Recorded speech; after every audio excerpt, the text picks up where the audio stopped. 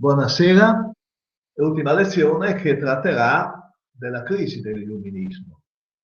Abbiamo visto come l'illuminismo sia nei territori austriaci, sia poi con soprattutto l'affermarsi di quelli che sono i valori della rivoluzione francese attraverso il turbine, diciamo così, napoleonico che ha riformato le leggi, che ha riformato tutto quello che c'era da riformare, quindi ha portato la nostra società, il nostro modo di vivere verso qualcosa di più vicino a noi, verso la modernità, diciamo così.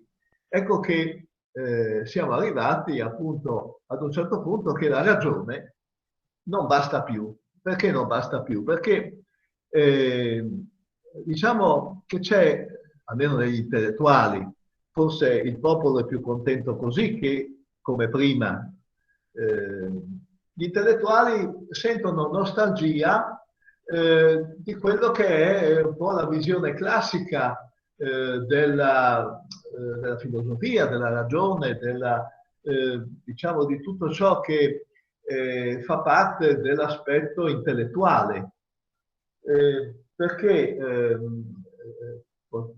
diciamo l'illuminismo aveva portato gli studiosi sul concreto, sullo studio concreto di quelli che erano gli aspetti naturali, scientifici, quindi non lasciava spazio per la fantasia, non lasciava spazio per, diciamo, quella contemplazione, quel modo di pensare che era astratto un po' dalla realtà.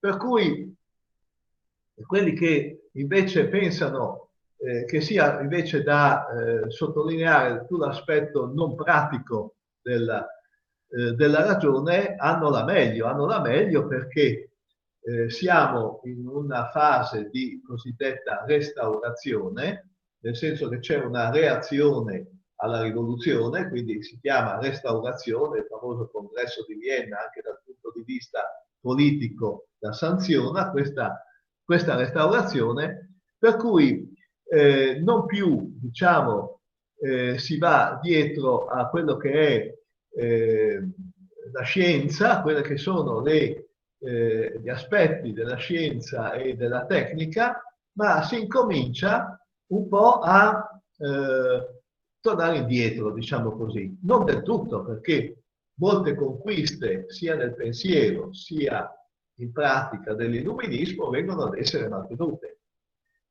Ad esempio, se noi pensiamo come l'illuminismo abbia portato una certa pulizia anche all'interno di quelli che sono i sistemi che reggono gli stati, quindi il desiderio, ad esempio, di non continuare con la corruzione. Quindi il positivo dell'illuminismo è quello di aver condannato, ad esempio, la corruzione, quindi questo continua. Oppure l'illuminismo è quello che ha condannato le superstizioni e questo viene accettato. L'illuminismo ha condannato l'ignoranza e questo pure entra a far parte, diciamo, del patrimonio dell'umanità.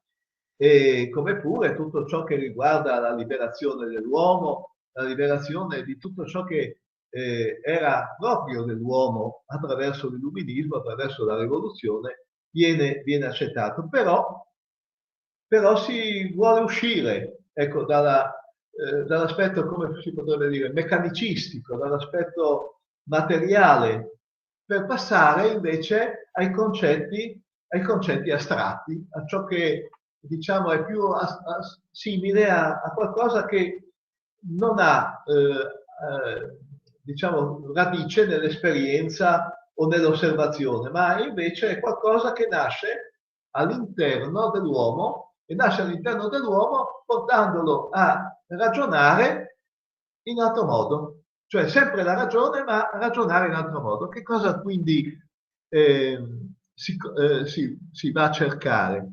Beh, innanzitutto si torna verso la religione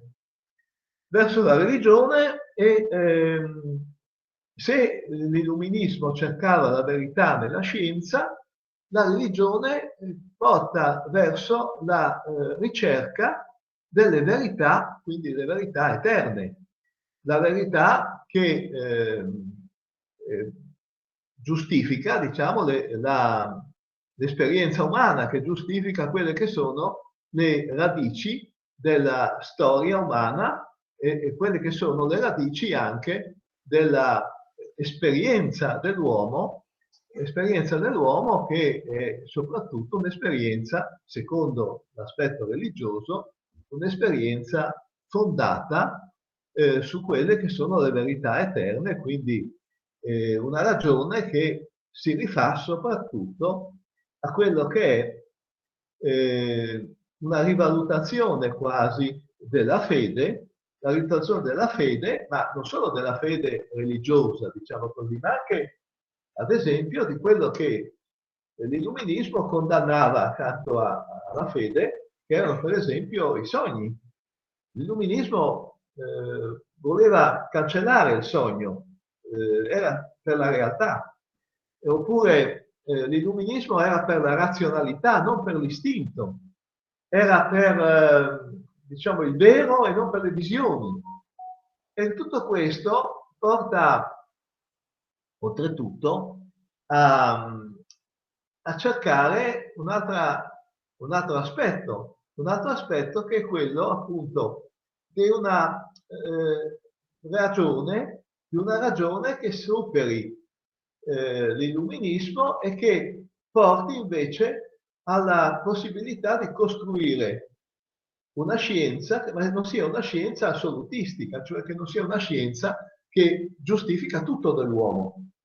Quindi bisogna renderci conto, dice soprattutto pensiero tedesco, Kant in particolare, bisogna rendersi conto che l'uomo non è onnipotente, l'uomo è limitato.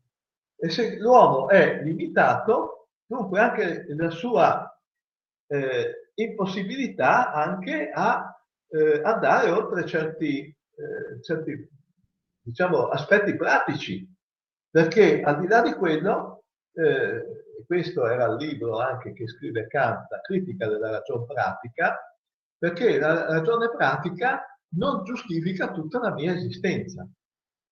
E allora ecco perché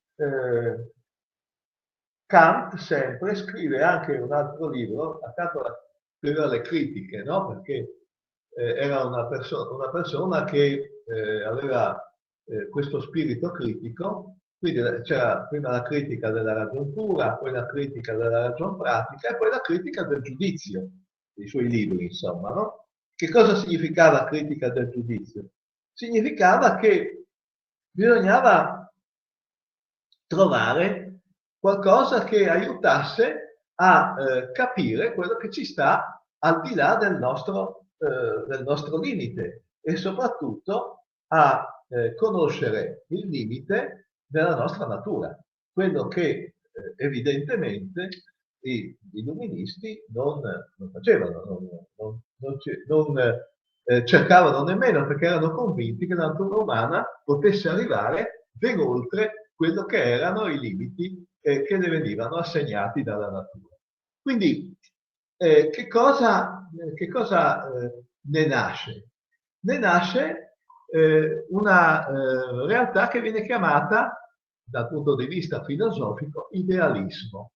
Cosa significa idealismo? Idealismo significa che siamo certo nella razionalità, nella sistematicità, ma anche abbiamo qualcosa che sfugge a questo e quindi sono gli ideali, quindi da lì idealismo.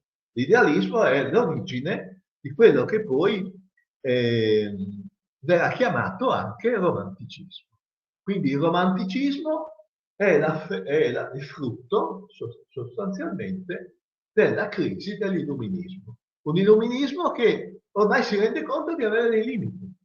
E quindi c'è una ragione romantica che si oppone alla ragione illuministica. E questo, per esempio, porta la ragione romantica a guardare a che cosa?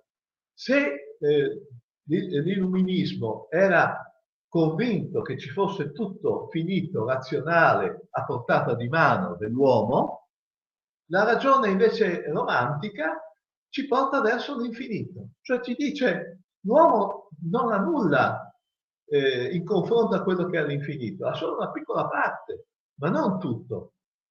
Non è padrone di quello che è al di là dei suoi limiti, al di là dei suoi sensi.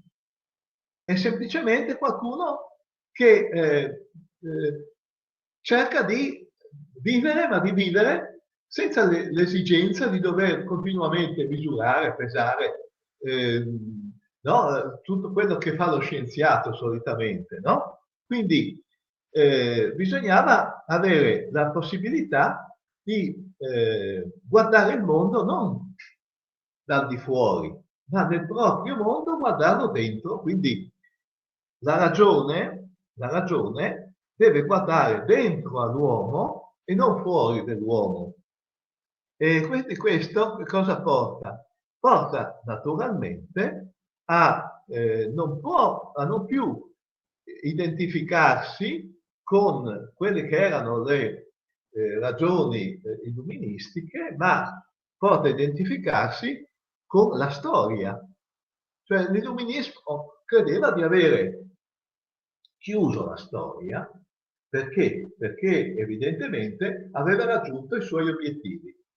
La massima razionalità, il controllo di quello che l'uomo faceva e di quello che l'uomo doveva fare per il futuro, per il presente, e quindi aveva eliminato la storia. Invece il romanticismo riprende la storia, ma non soltanto, diciamo, quella storia generale che noi tutti studiamo, sentiamo, ma anche la storia dell'individuo. Quindi riprendendo la storia dell'individuo, che cosa fa? Valorizza la persona, valorizza l'individuo, il singolo, valorizza la società che accoglie questo singolo. Quindi la ragione romantica è una ragione storica, quindi si diventa storia e dà alla realtà umana la forza di diventare qualcosa che è in continuo divenire, ma in continuo divenire, ma non solo, diciamo, nella prospettiva futura, ma anche nel passato e nel presente. Quindi questa tensione, questa voglia di crescere, di divenire, di guardare dentro se stessi, porta appunto l'uomo romantico a guardare quasi con attenzione a quelle che sono i valori dell'infinito, e non solo dell'infinito, ma dell'assoluto. E l'assoluto che cos'è? Non è nient'altro che sono i valori che ci portano verso una spiritualità. Quella spiritualità che il romanticismo esalta e che invece l'illuminismo nega. Quindi nasce proprio in Germania, nasce questo movimento romantico, si chiama, nasce dal punto di vista artistico, letterario, no? I romanzi, per esempio, nascono proprio così, e è un movimento culturale che soprattutto ci dà anche dei capolavori, perché è più è sintomatico, è più vicino a quelle che sono le aspirazioni dell'uomo a un certo punto, i sentimenti. Il romanticismo esalta i sentimenti, esalta la bontà dei sentimenti, non è che neghi la ragione, evidentemente, ma i sentimenti hanno la prevalenza. Quindi questa prevalenza è data soprattutto da una accoglienza quasi dei difetti della persona umana, no? I difetti della persona che diventano anche pregi, perché quando noi vediamo, ad esempio, nei poeti romantici, no?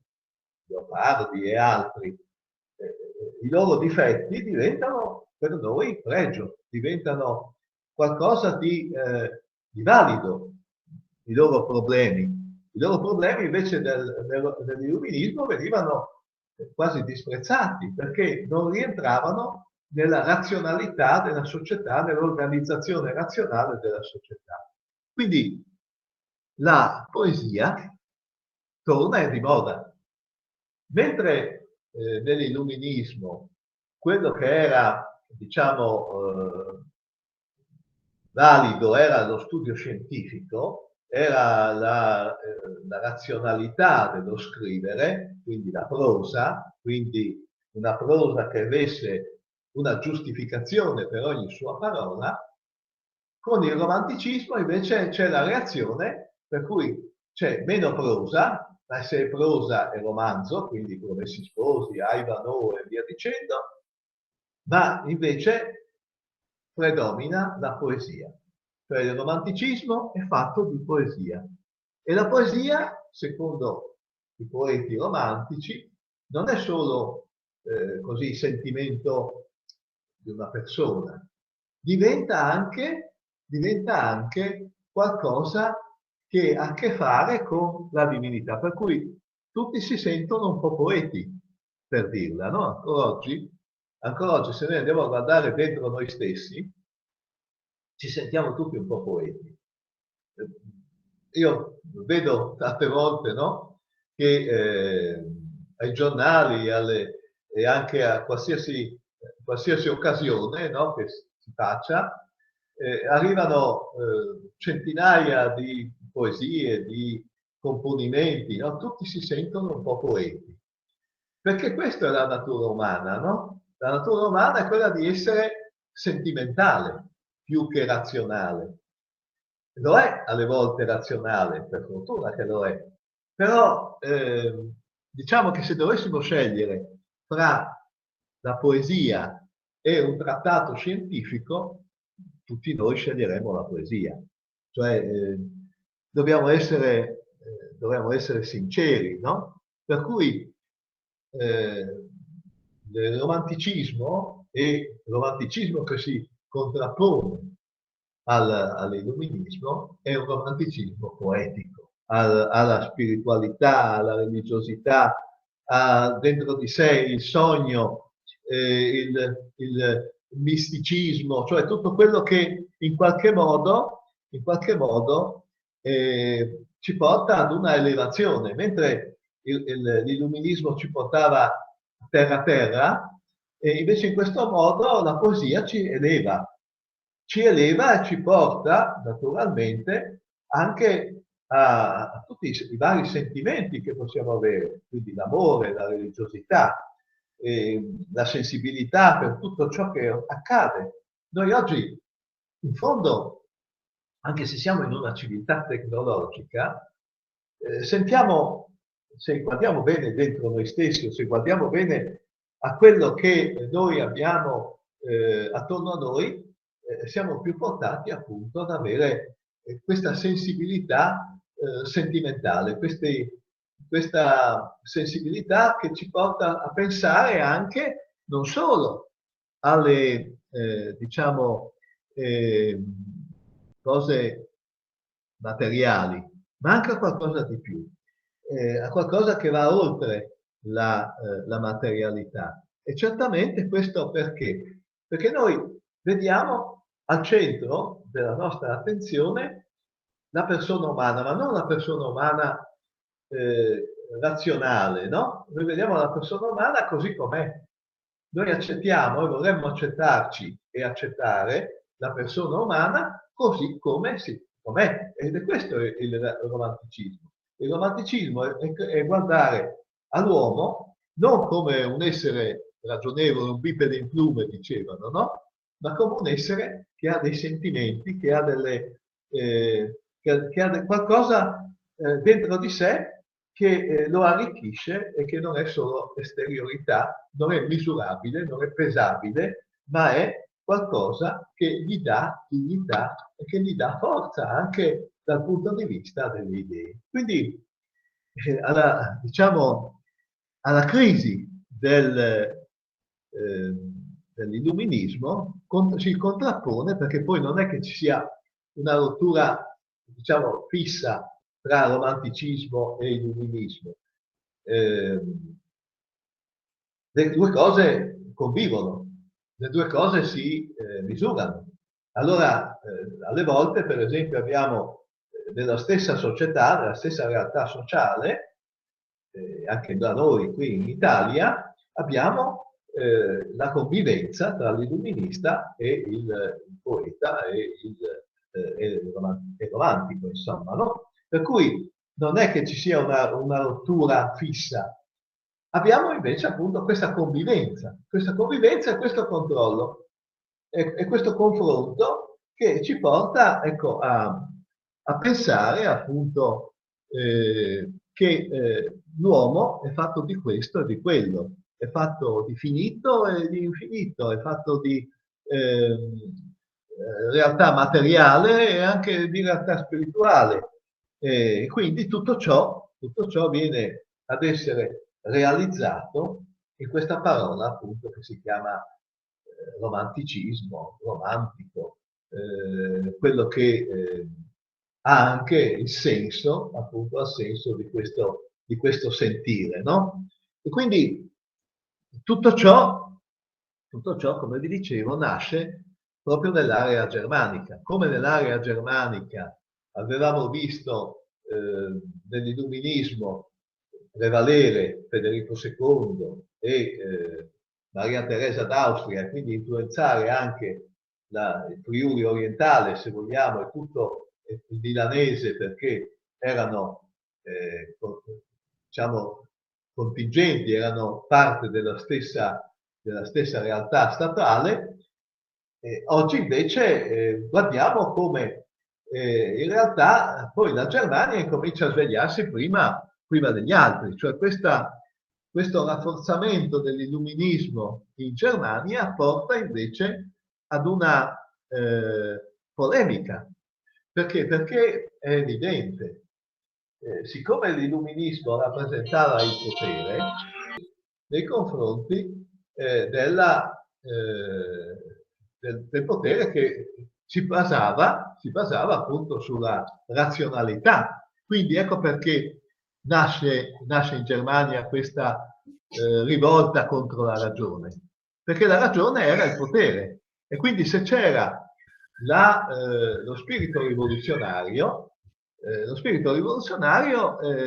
viene ad essere contestato in nome di che cosa?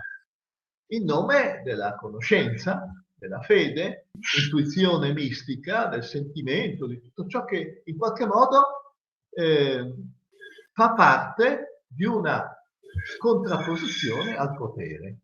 Quindi se l'illuminismo era legato, diciamo così, alla fisica, cioè tutto ciò che è fisico, toccabile, misurabile, pesabile, invece il romanticismo ci porta verso quella che è la metafisica, cioè quello che è al di là della fisica, quindi a questa, diciamo, filosofia che prevede il primato della fede per conoscere la natura e l'uomo, non più la ragione per conoscere la natura e l'uomo, ma la fede. Quindi sono i tedeschi, sono Herder, sono in parte Kant, perché Kant è già ancora più razionale, più illuminista di altri. Per esempio Herder che cosa dice? Dice che la natura e la storia sono frutto della mano di Dio, sono frutto di quello che è la creazione, quindi l'educazione dell'umanità, e l'educazione dell'umanità è frutto della religione ma non della ragione. Quindi abbiamo questo romanticismo che entra da questa parte, cioè non più ragione ma religione come forma educativa. E quindi se questi romantici, questi filosofi tedeschi come Herder, come Hermann, come in parte Kant, hanno questa concezione della fede, questo teismo, questa certezza, diciamo, che non è la ragione ma è la fede che fonda il mondo, abbiamo appunto una forma nettamente contraddittoria nei confronti dello spirito dell'illuminismo, dello spirito che era quello del potere germanico. Quindi che cosa significa il romanticismo per noi oggi? Che interpretazione gli diamo oggi come figlio della crisi dell'illuminismo? Ci sono due interpretazioni. Una interpretazione può essere quella che si tratta, appunto, come abbiamo detto, di una esaltazione del sentimento e che quindi di una reazione a quelle che erano le idee anticlassiche, anche se poi a un certo punto c'è una parentesi neoclassica, no? Soprattutto durante il regno napoleonico, anticlassiche dell'illuminismo.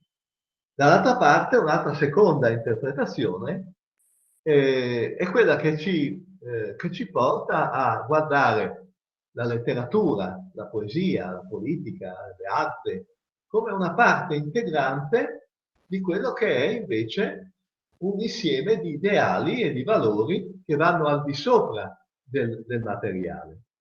Per cui con questa seconda interpretazione noi arriviamo a stabilire che proprio perché non abbiamo una stabilità di ideali, una stabilità di valori, sostanzialmente la rivoluzione è fallita. La rivoluzione è fallita, però non è finita. La rivoluzione continua con i famosi moti nazionali che sono quelli che noi in Italia chiamiamo risorgimento.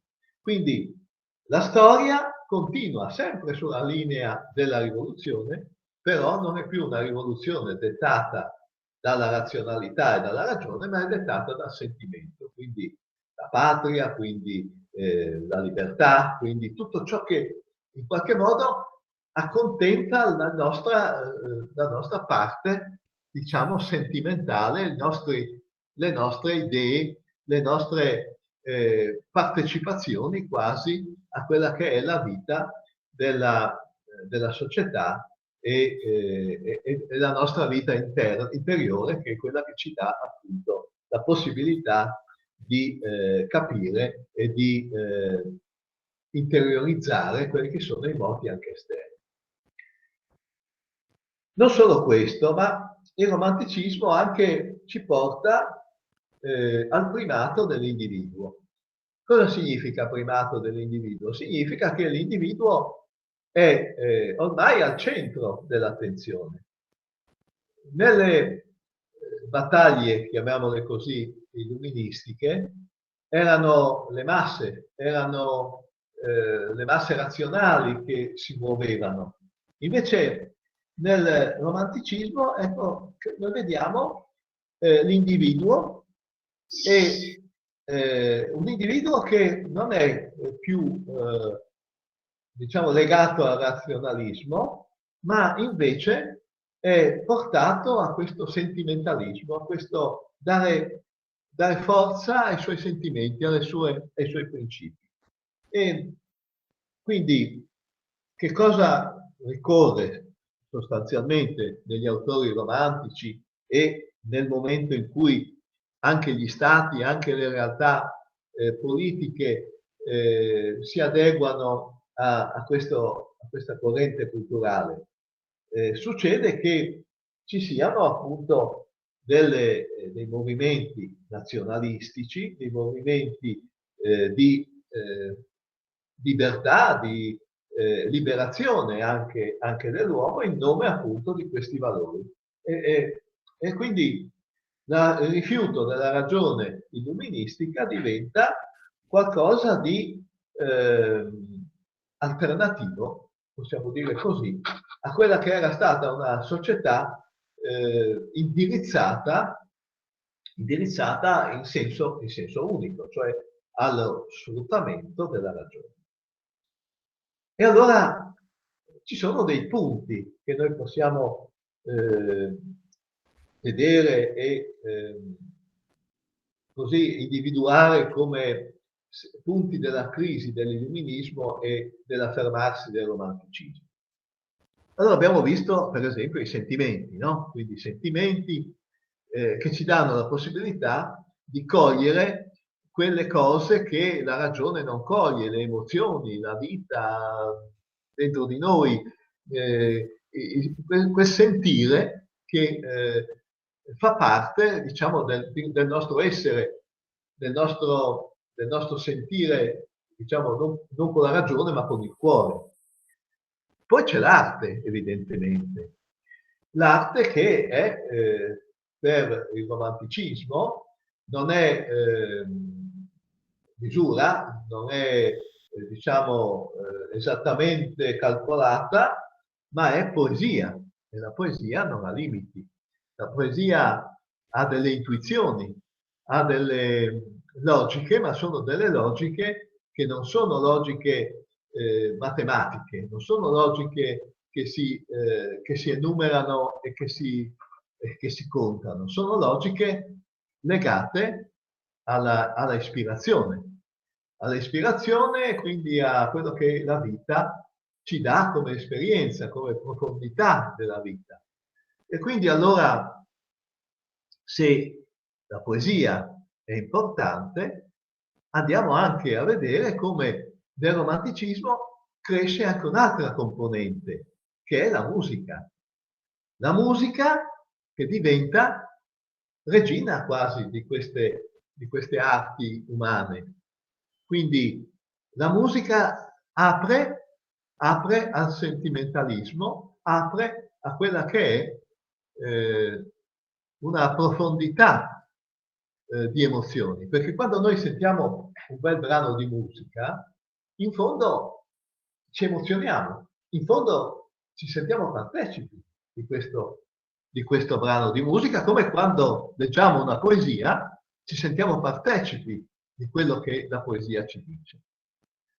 Poi ovviamente un altro punto che sviluppa la teoria romantica è quello della religione. Quindi la religione, ma non una religione, diciamo, formalistica di per sé, è una religione che si lega ai valori umani, che si lega, per esempio, anche alla musica, anche diciamo, alle ragioni positive del vivere. È vita, una religione che diventa vita e non qualcosa di distante dall'uomo. E poi, diciamo, se noi andiamo sulla filosofia, entra quella che poi sarà diciamo, la punta di diamante delle filosofie successive, che è la dialettica. Cosa significa dialettica? Dialettica è una filosofia, un modo di porsi che vede un'affermazione, una contraffermazione ed una sintesi. Quindi la dialettica diventa una forma di discussione sia di quello che è il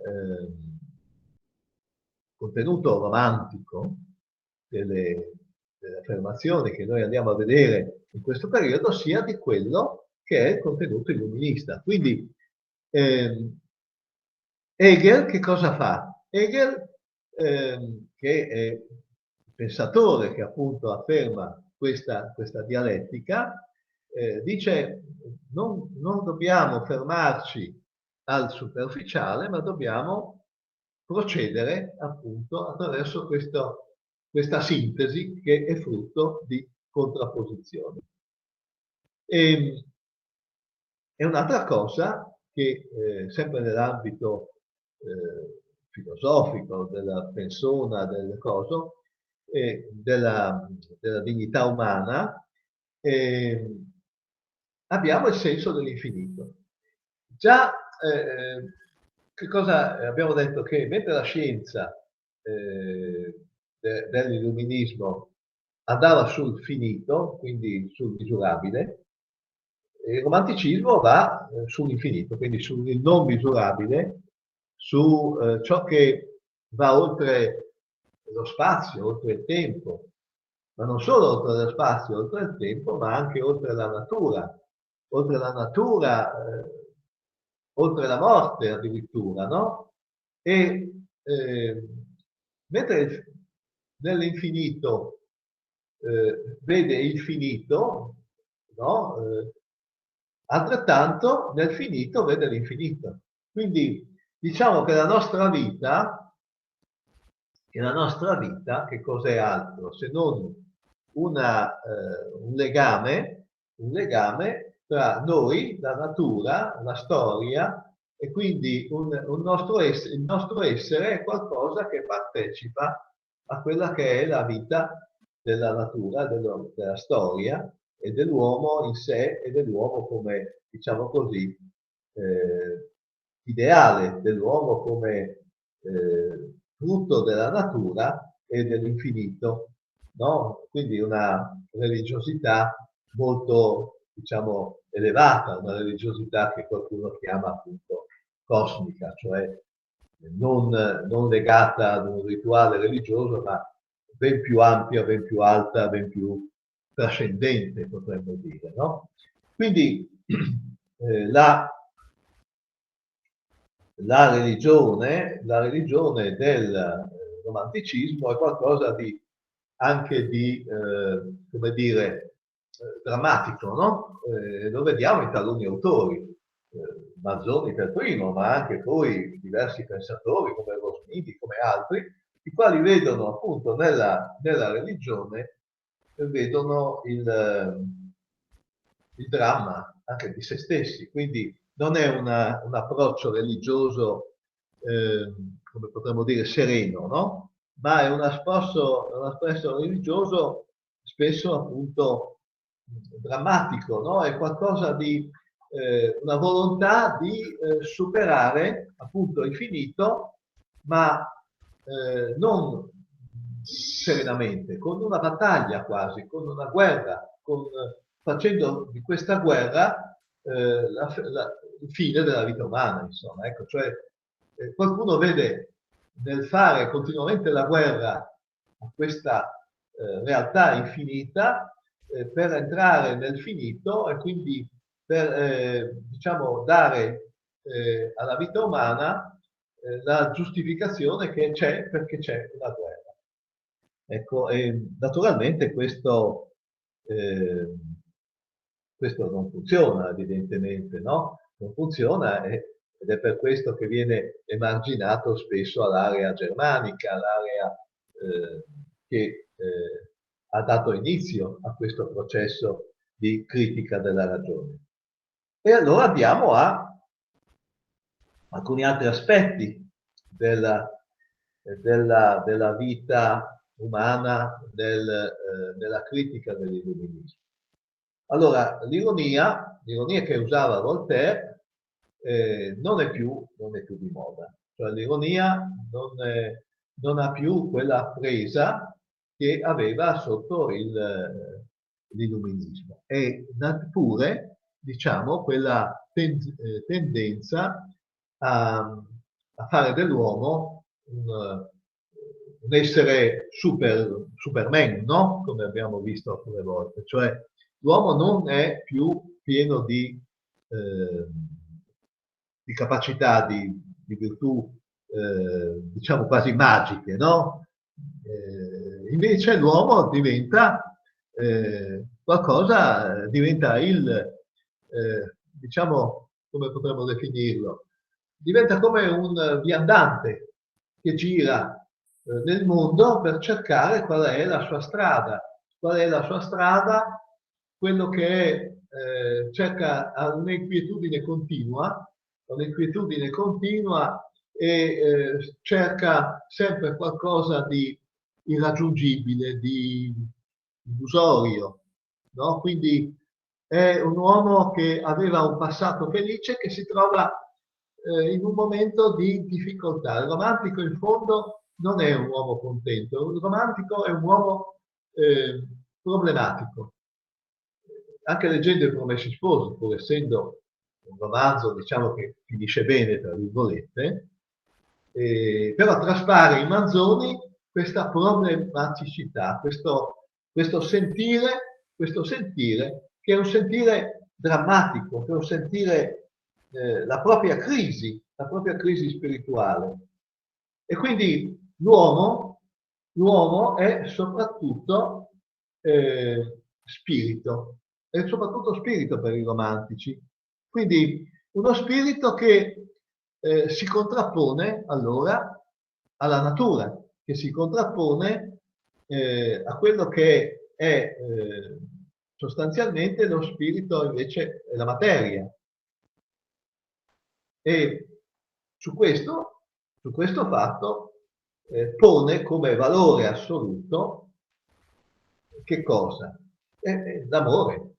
Allora l'amore diventa il valore assoluto che il romantico porta con sé. Tant'è vero che ancora oggi, quando qualcuno è, diciamo, espansivo in amore, lo si chiama, è un romantico, no?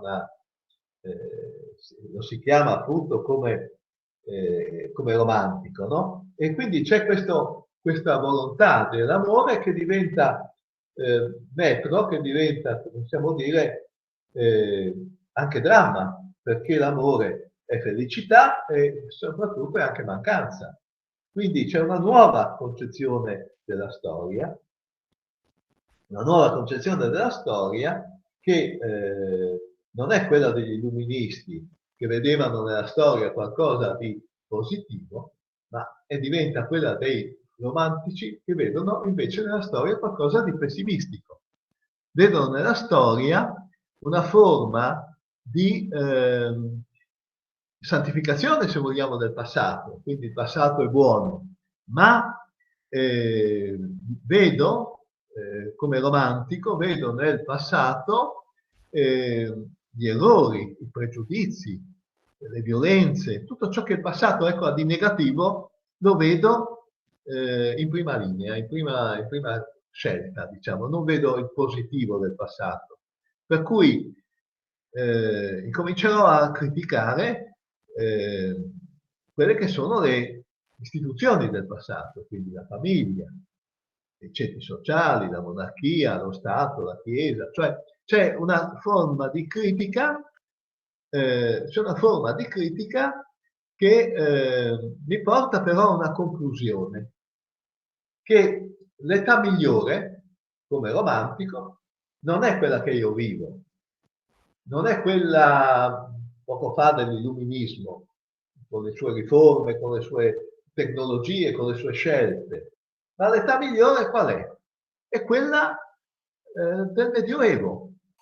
Perché? Perché anche se il Medioevo mi porta alla fame, all'oscurità, all'ignoranza, alla violenza, tutto quello che abbiamo, possiamo elencare nel Medioevo, però diventa anche un tempo in cui c'è non solo la fede, perché la Chiesa dominava il Medioevo, ma anche c'era tra i popoli, per esempio, un'unità spirituale. Pensiamo soltanto a quello che c'era attorno qui, attraverso le istituzioni dell'impero, del patriarcato di Aquileia, del papato, cioè tutte le istituzioni, erano delle istituzioni che avevano con sé nel Medioevo, una certa unità spirituale, quella che noi oggi non riusciamo a trovare, evidentemente.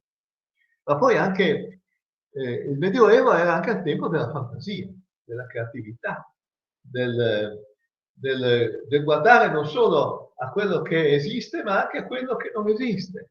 E poi soprattutto era anche un tempo in cui